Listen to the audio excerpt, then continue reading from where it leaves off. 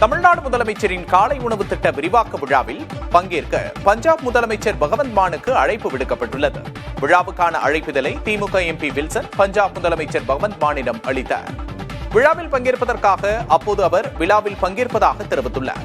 முதலமைச்சரின் காலை உணவு திட்டம் ஆகஸ்ட் 26ஆம் தேதி நகர்ப்புறங்களில் உள்ள அரசு உதவி பெறும் பள்ளிகளுக்கும் விரிவாக்கம் செய்யப்படுகிறது.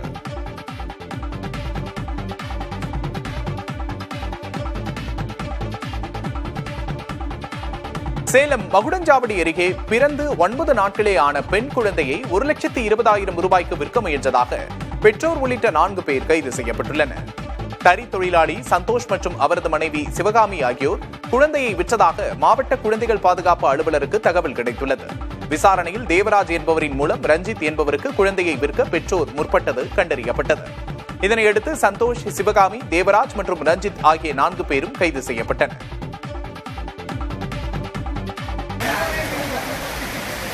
ராஜஸ்தான் மாநிலம் சவோய் மாதவ்பூர் பகுதியில் வெள்ளத்தால் பாதிக்கப்பட்ட பகுதிகளில் தேசிய பேரிடர் மீட்புப் படையினர் களமிறங்கியுள்ளனர். 2 நாட்களாக தொடர்ந்து பெய்த மழையால் பல்வேறு இடங்கள் வெள்ளக்காடாக காட்சியளிக்கின்றன. இந்த நிலையில் பாதிக்கப்பட்ட பகுதிகளை அமைச்சர் கிரோடி லால் மீனா ஹெலிகாப்டரில் இருந்தபடி ஆய்வு மேற்கொண்டார்.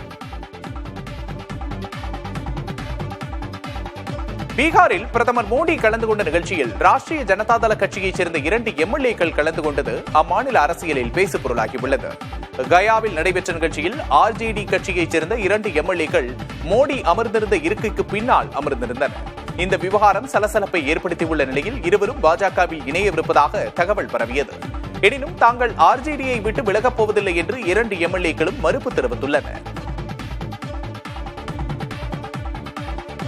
அமெரிக்காவின் புதிய சுங்க விதிகளால் ஆகஸ்ட் 25 முதல் அமெரிக்காவிற்கான அனைத்து அஞ்சல் சேவைகளையும் தற்காலிகமாக நிறுத்துவதாக இந்திய அஞ்சல் துறை அறிவித்துள்ளது. அமெரிக்க அதிபர் டொனால்டு டிரம்பின் புதிய உத்தரவின்படி $800 மதிப்பு வரையிலான பொருட்களுக்கு முன்பு இருந்த வரி விலக்கு ரத்து செய்யப்பட்டுள்ளது. இதன் காரணமாக ஆகஸ்ட் 29 முதல் அனைத்து அஞ்சல் பொருட்களுக்கும் சுங்க வரி விதிக்கப்படும். இதனால் அமெரிக்காவிற்கு சரக்குகளை ஏற்றிச் செல்லும் விமான நிறுவனங்கள் ஆகஸ்ட் 25ற்கு பிறகு சரக்குகளை ஏற்க இயலாது என இந்திய அதிகாரிகளிடம் தெரிவித்துள்ளனர். இதன் காரணமாக இந்திய அஞ்சல் துறை இந்த முடிவை எடுத்துள்ளது. எனினும் கடிதங்கள், ஆவணங்கள் மற்றும் $100 மதிப்புள்ள பரிசு பொருட்களுக்கு விலக்கு அளிக்கப்பட்டுள்ளது. காங்கோ நாட்டின் முன்னாள் அதிபர் ஜோசப் கபிலாவுக்கு மரண தண்டனை விதிக்க வேண்டும் என்று அந்நாட்டு அரசு வழக்கறிஞர் கோரிக்கை விடுத்துள்ளார். உள்நாட்டு கிளர்ச்சி குழுவான M23யுடன் அவருக்கு தொடர்பு இருப்பதாக கூறி அவரின் மீது தேச துரோகம் மற்றும் போர்க்குற்றங்கள் சுமத்தப்பட்டுள்ளன. இது தொடர்பாக விசாரணை நடைபெற்று வருகிறது. 2001 முதல் 2019 வரை காங்கோவை ஆண்ட கபிலா தற்போது தலைமறைவாக உள்ளார். இந்த வழக்கு அரசியல் உள்நோக்கம் கொண்டது என்று அவரது ஆதரவாளர்கள் கூறுகின்றனர். சென்னை ஆவடி அருகே கவரைப்பாளையத்தில் கிரனைட் கற்களை ஏற்றி வந்த லாரி திடீரென்று சேற்றில் சிக்கியது. அண்மையில் தனியார் CNG கேஸ் இணைப்பு பைப்புகள் புதைக்க பள்ளம் தோண்டி மூடப்பட்டதால் சாலை சேதமடைந்திருந்த நிலையில் அவ்வழியே சென்ற கனரக லாரி சேற்றில் சிக்கியது. பின்னர் கிரேன் மூலம் லாரி அகற்றப்பட்டது. சென்னை தண்டையார்பேட்டையில் சேற்றில் சிக்கிய லாரி நீண்ட நேர போராட்டத்திற்கு பிறகு மீட்கப்பட்டது. கனரக வாகனங்கள் தொடர்ந்து பயன்படுத்தி வருவதால் சாலை சேதமடைந்துள்ளதாக மாநகராட்சி ஊழியர்கள் தெரிவித்தனர்.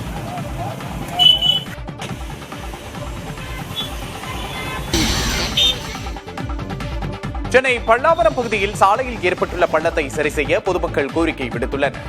சென்னையில் பெய்த கனமழையின் காரணமாக பல்லாவரம் பெரியபாளையத்தம்மன் கோவில் தெருவில் சுமார் 3 அடி ஆழ பள்ளம் ஏற்பட்டது. விபத்து ஏற்படுவதற்கு முன்பு சாலையை சீரமைக்க அப்பகுதி மக்கள் கோரிக்கை விடுத்துள்ளனர்.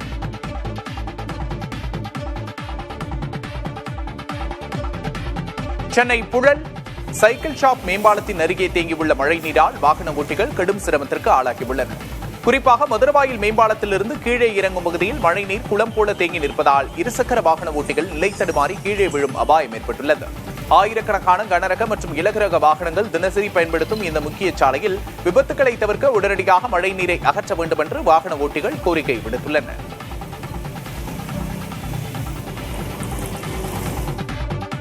சென்னை மணலி பகுதியில் சாலைகள் மோசமாக இருப்பதால் வாகன ஓட்டிகள் பெரும் அவதிக்குள்ளாகியுள்ளனர். இரவு பெய்த சாதாரண மழைக்கே சாலைகள் அனைத்தும் குண்டும் குழியுமாக மாறி சேரும் சகதியுமாக காட்சியளிக்கின்றன. உடைந்த மழைநீர் வடிகால்களில் வெளியே நீட்டிக் கொண்டிருக்கும் கம்பிகளால் விபத்து ஏற்படும் அபாயம் அதிகரித்துள்ளது. உயிரிழப்பு ஏற்படும் முன்பாக தீர்வு காண பொதுமக்கள் வலியுறுத்தியுள்ளனர்.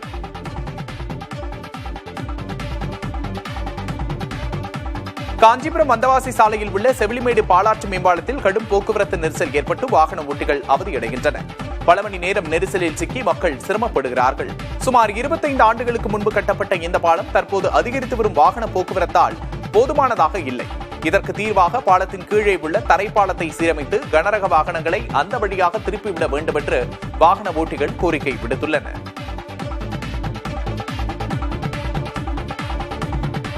திருவாரூர் அரசு மருத்துவக் கல்லூரி மருத்துவமனைக்கு செல்லும் வழியில் உள்ள வடிகால் வாய்க்காலில் கழிவுநீரும் நெகிழி குப்பைகளும் சேர்ந்து சாக்கடையாக மாறி துர்நாற்றம் வீசுவதால் சுகாதார சீர்கேடு ஏற்பட்டுள்ளது. மருத்துவமனையில் 500க்கும் மேற்பட்டோர் சிகிச்சை பெற்று வரும் நிலையில் சாக்கடை கழிவுகளால் நோய் தொற்று உருவாகும் அபாயம் உள்ளதாக மக்கள் அச்சம் தெரிவித்துள்ளனர். எனவே உடனடியாக கால்வாயை சீரமைக்க வேண்டும் என்று பொதுமக்களும் நோயாளிகளும் கோரிக்கை விடுத்துள்ளனர்.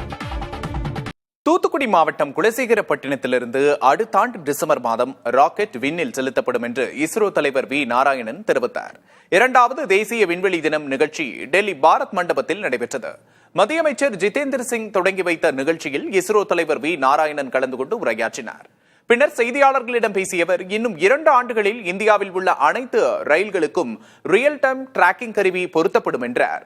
2037ஆம் ஆண்டில் இந்தியா தனியாக ஒரு விண்வெளி நிலையத்தை அமைக்கும் என நம்பிக்கை தெரிவித்த வி நாராயணன், தூத்துக்குடி மாவட்டம் குலசேகரப்பட்டினத்தில் இருந்து அடுத்த ஆண்டு டிசம்பர் மாதம் முதல் ராக்கெட் ஏவப்படும் என்று கூறினார். 2வது லான்ச் காம்ப்ளெக்ஸ் இப்போ ஸ்ரீஹரிகோட்டாவில் ஒரு இது, குலசேகரப்பட்டினத்தில் 2வது லான்ச் காம்ப்ளெக்ஸ், அதுக்குள்ள வேலைகள்லாம் நடந்துட்டு இருக்கு. இன்னும் ஒரு 1.5 வருஷத்துல அங்கிருந்து ராக்கெட் ஏவப்படும். குலசேகரப்பட்டினத்தில் இப்போ ஏவுதளம் பணிகள் நடந்துட்டு இருக்கு. இன்னும் 1.5 வருஷத்துலன்னா இப்போ மோஸ்ட்லி நெக்ஸ்ட் இயர் டிசம்பருக்குள்ள நாங்க அங்கிருந்து ராக்கெட் அனுப்புறதுக்குள்ள வேலைகள் செய்துட்டு இருக்கோம்.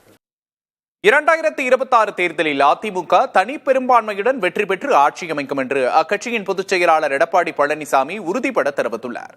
கூட்டணி ஆட்சி என நெல்லையில் அமித்ஷா பேசியிருந்த நிலையில் திருச்சி பரப்புரை கூட்டத்தில் அவர் இவ்வாறு கூறியுள்ளார்.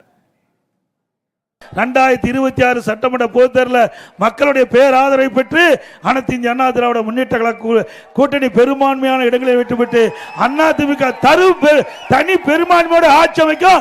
அப்ப சட்ட வேஸ்ட் 2 கிழிச்சுக்கிட்டு சாலையில போக போறார். அதான் நடக்கும். முன்னதாக திருவெரும்பூரில் நடந்த பரப்புரை கூட்டத்தில் பேசிய பழனிசாமி, எம்ஜிஆரை போன்று யாராலும் வர முடியாது என தாவேக தலைவர் விஜயை மறைமுகமாக விமர்சித்திருந்தார். எம்ஜிஆருக்கு என்று தனி அடையாளம், அவருக்கு இணையா யாரும் கிடையாதுல்ல. ஒப்பற்ற தலைவர் பொன்மனச்செம்மல் புரட்சி தலைவர் எம்ஜிஆர் இந்த மக்களுக்காக பிறந்து வாழ்ந்து மறைந்த ஒரே தலைவர் பொன்மனச்செம்மல் புரட்சி தலைவர் எம்ஜிஆர். அவரை இணை வச்சு எவரும் பேச முடியாது.